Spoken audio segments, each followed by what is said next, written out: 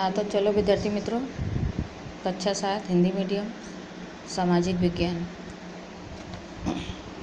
अपने आगे के चैप्टर यहाँ तक कंप्लीट हो चुके थे। उसके बाद पुनरावर्तन इकाई 1 से 5 तक। तो पुनरावर्तन को आपको स्वयं हल करना है, क्योंकि आगे के पार्ट हमने हल करवा दिए, तो उसी के अंदर से ये क्वेश्चन आंसर होंगे।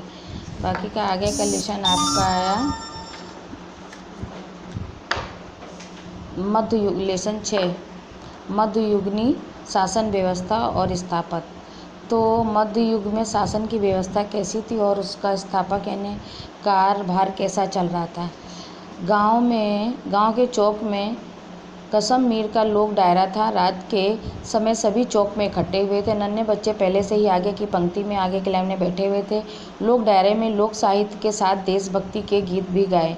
उत्सव को स्मारक का गीत बहुत पसंद ही आया, यानी उत्सव नाम का एक जो लड़का था उसको स्मारक का गीत बहुत पसंद आया। उसने दूसरे दिन अपने दादाजी से पूछा, दादा स्मारक क्या होता है।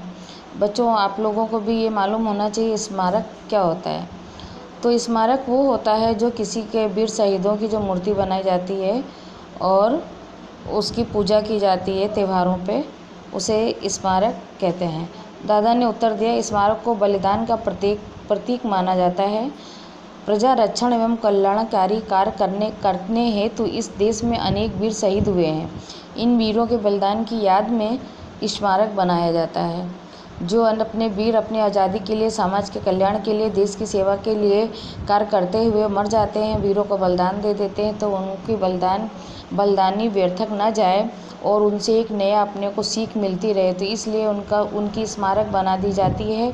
और हम लोग हर त्योहारों, उत्सव को, राष्ट्रीय जो त्यौहार होते हैं उन पर यानी दीप जलाकर और देशभक्ति गीत गाकर उनका मान सम्मान करते हैं, जिससे हमें आने वाली जो हमारी पीढ़ी होती है उनसे प्रोत्साहन मिलता रहे।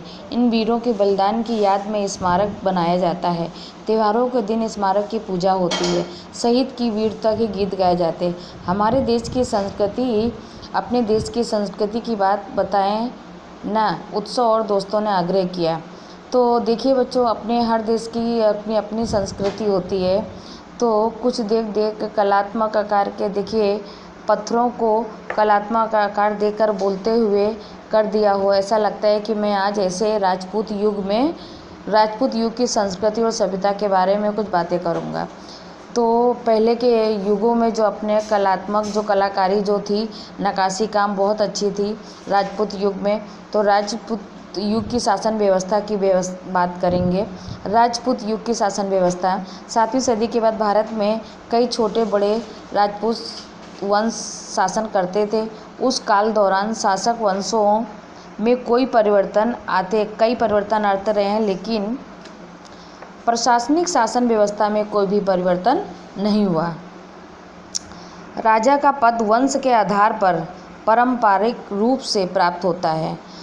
सामान्यतः ज्येष्ठ पुत्र ही राजा बने, ये आवश्यक नहीं था कि अपना राजा का बड़ा पुत्र ही राजा बने, ऐसा कोई अवस्था नहीं था। उसकी योग्यता के अनुसार प्रजा के अंदर से भी, जो अंदर दरबारी होते हैं उनके अंदर से भी राजा बनने के लायक होते हैं, उसके अंदर से भी चुना जा सकता था। राजा द्वारा अपने उत्तराधिकारी के रूप में पसंद किए गए पुत्र को युवराज माना जाता था। लोग एवं राज दरबारी चुनाव करके या पसंद करके नियुक्त किए हुए राजाओं का दृष्टांत भी देखने को मिलता था। जैसे कि कश्मीर के यस्कर को ब्राह्मणों की मंडली में गद्दी पर बैठाया था। गुजरात में कुमारपाल को मंत्रिसभा के सदस्यों ने गद्दी के लिए योग्य माना था। तो आपको पता चल गया होगा कि यानी ऐसा ज़रूरी नहीं है कि जिस घर का यानी बड़ा कोई सदस्य राजा बना है तो उसका बड़ा बेटा ही राजा बने। योग्यता के अनुसार पे उस गद्दी के बैठने योग्य होगा वही राजा बने। राजा का राज व्यवस्थित रूप से चलाने में मदद करने हेतु मंत्री नियुक्त किए जाते हैं।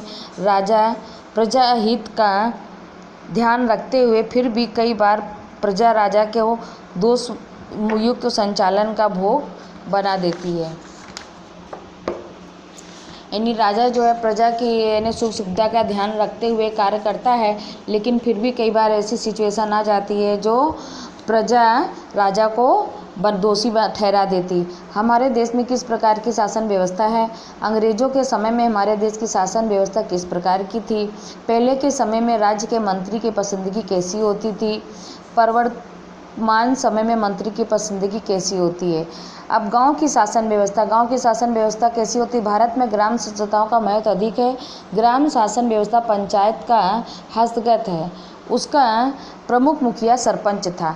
गांव में जो होता ग्राम पंचायत और उसका जो प्रमुख मुखिया होता वो सरपंच होता है। गांव के संरक्षण और न्याय की जिम्मेदारी उसके सिर पर रहती है। वो गांव वालों की रक्षा करना, सड़कों का निर्माण करना, लाइट व्यवस्था करना, ये सब वहाँ के सरपंच का काम होता है। उसके द्वारा दिया गया न्याय अंतिम माना जाता था। फिर भी कई बातों में गाँव में ग्राम सभा की न्याय करती थी और सजा भी करती थी। आज भी ग्राम स्तर पर ग्राम पंचायत या पंच के बुजुर्गों का मार्गदर्शन लिया जाता है। इस समय राज्य की आय का मुख्य स्रोत जमीन महसूल था। इस समय राज्य की आय का मुख्य स्रोत जो राज्य का वहाँ का है तो उसका स्रोत क्या है? जमीन महसूल। हर एक राज्य की जमीन महसूल वसूल करने की रीत अलग अलग थी, लेकिन ज़्यादातर जमीन उत्पाद का छठा हिस्सा जमीन महसूल के रूप में वसूली में किया जाता था। प्रजा पर अन्य कर भी थे। इन सभी कामों के लिए भिन्न भिन्न पदाधिकारी की व्यवस्था थी। इसके अलावा बंदरगाह और नाके पर भी से इकट्ठा किया जाता था। सामंत लोग कर इकट्ठा करते और राजा को भी कर देते थे। तो ये सब कर वसूली जो होती, जैसे अभी के अपने समय पर टैक्स भरते हैं, रोड टैक्स, जल टैक्स, बिजली टैक्स, इनकम टैक्स, इस प्रकार से सब टैक्स भरने के बाद जो सरकार हमारे सुविधा के लिए संचालन करती है, उसी प्रकार से पहले वसूली था। तो गांव में जो खेतों में जो छठा हिस्सा था वसूली करके वो उसको सरपंच को दिया जाता था और जो विभिन्न प्रकार के कार्यकर्ता थे करते थे, उनकी आय की आवक यही थी। तो आपका यहाँ तक कंप्लीट हो गया है। उसके बाद आपका साहित्य आया। विद्यार्थी मित्रों, अब आज हम यहीं तक समझेंगे और इसके अंदर इस पार्ट को फिर से वापस पढ़ेंगे और जो भी परेशानी हो तो उसको फिर से 2-3 बार लेसन को पढ़िए।